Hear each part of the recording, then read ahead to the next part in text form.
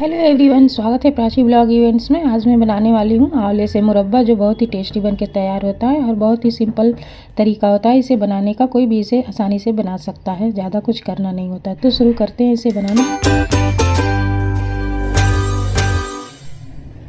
तो यहाँ हमने आंवले को ले लिया है अच्छी तरह से धुल के, और ये आंवला है 500 ग्राम आंवला है। थोड़ा सा ज़्यादा होगा, इसमें 3-4 आंवला ज़्यादा है 500 ग्राम से। तो इस तरह से फोक की मदद से हमें होल कर लेना है, जिस तरह से मैं कर रही हूँ। जहाँ तक हो सके आप अंदर तक इसे होल करने की कोशिश करिए, यानी गोदने की कोशिश करिए आप, और इसे चारों तरफ से बढ़िया से गोद के तैयार कर लेना है।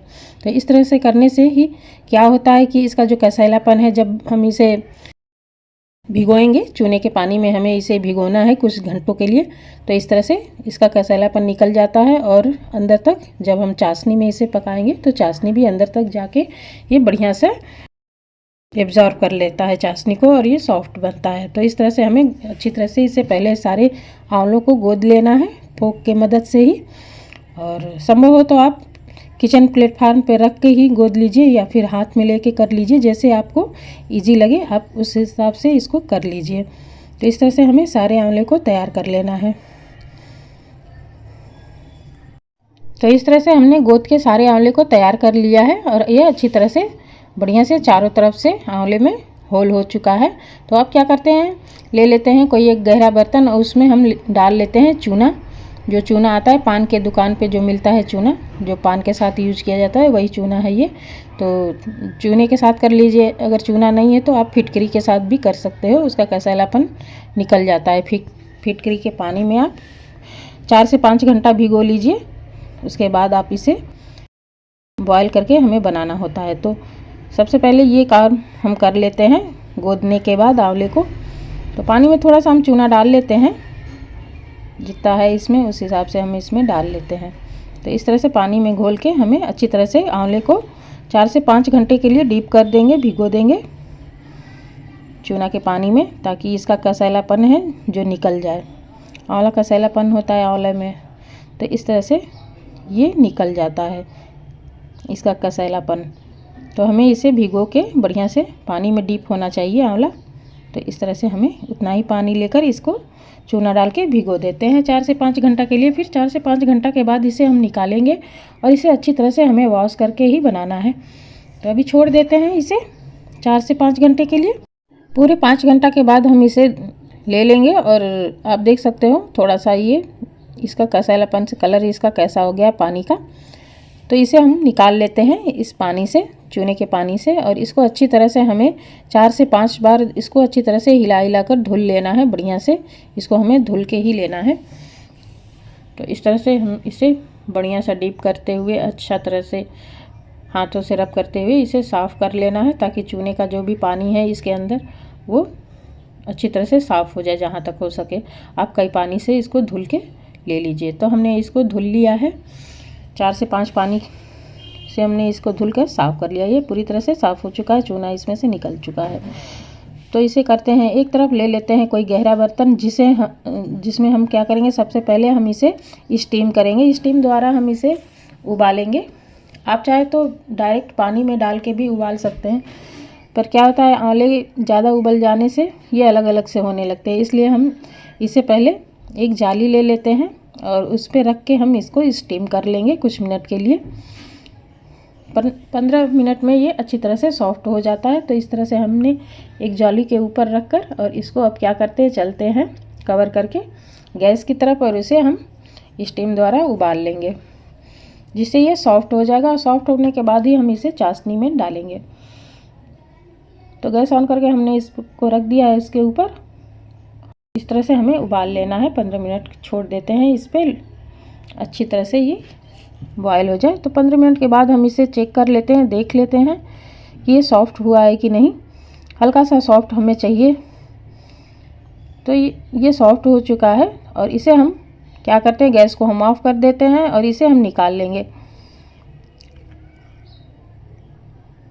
अब इसे हम चाशनी में डालेंगे।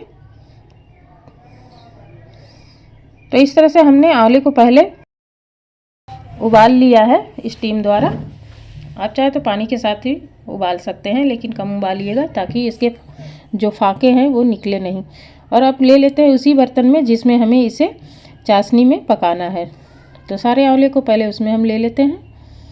फिर इसमें हम डालेंगे चीनी, चीनी में ही बनाएंगे। आप चाहे तो गुड़ का भी यूज कर सकते हो, यहाँ पे जो पसंद हो आपको, आप उस हिसाब से गुड़ या चीनी ले लीजिए। तो इसको हम चीनी में बनाएंगे। और ये आप देख सकते हो थोड़ा थोड़ा सॉफ्ट भी हो गया, यानी दबाने से ये दब रहा है। तो इस तरह से हमने इसको करके तैयार कर लिया है। और अब डाल लेते हैं इसमें पानी। तो पानी हम बड़े गिलास से 1 गिलास हमने डाला है और आधा से अधिक पानी है, और लगभग 1.5 गिलास से ऊपर पानी हम इसमें डाल लेते हैं चाशनी के लिए। अब डाल लेते हैं इसमें 500 ग्राम चीनी। तो जितना आंवला रहेगा उतना चीनी भी रहेगा।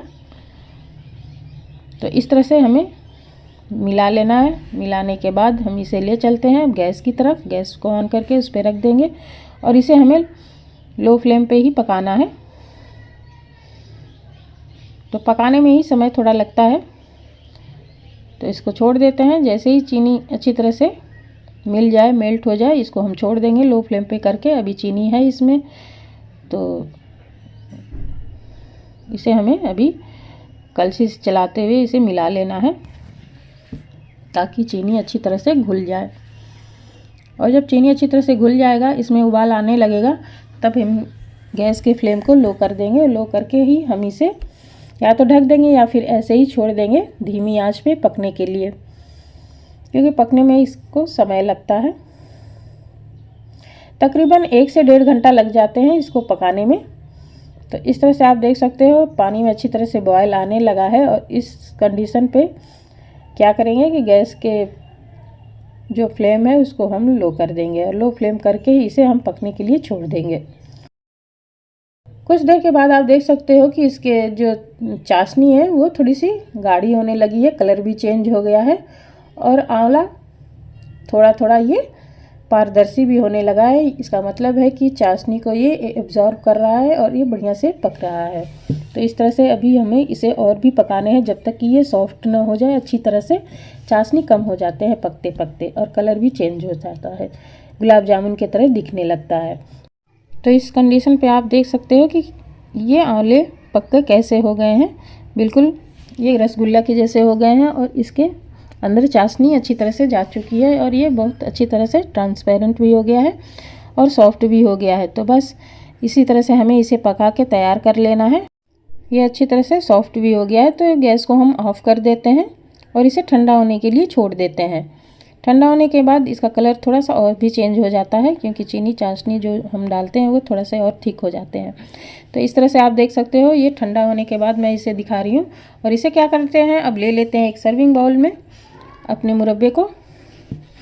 तो सारे मुरब्बे हम चाशनी से बाहर निकाल लेंगे। जो बची हुई चाशनी है उसमें या तो हम दोबारा आप चीनी और मिलाकर और मुरब्बे तैयार कर सकते हैं, या फिर ऐसे ही आप रोटी के साथ खा लीजिए या किसी पूड़ी पराठे के साथ। ये बहुत टेस्टी लगता है और साथ ही इसमें सारे पौष्टिक तत्व भी आ चुके हैं। आंवले का काफ़ी विटामिन सी इसमें है। तो इस तरह से आप चाशनी को यूज कर लीजिए। तो आप देख सकते हो हमारे आंवले के मुरब्बे बनके तैयार हैं, बिल्कुल ही गुलाब जामुन की तरह। तो आप इसी तरह से आप इसे बनाइए और ट्राई करिए, बहुत ही बढ़िया बनके तैयार होता है। इस सर्दियों में, गर्मी और सर्दियों में दोनों में मौसम में फ़ायदेमंद होता है। और आंवला तो वैसे भी बहुत फ़ायदेमंद होता है। आप चाहे इसे आंवले को जिस रूप में प्रयोग करिए, खाने में फ़ायदा ही फ़ायदा करता है। तो इस बार इसे मुरब्बे के रूप में ट्राई करिए। मिलते हैं अगले वीडियो में एक अलग डिश और रेसिपी के साथ। तब तक के लिए goodbye and take care.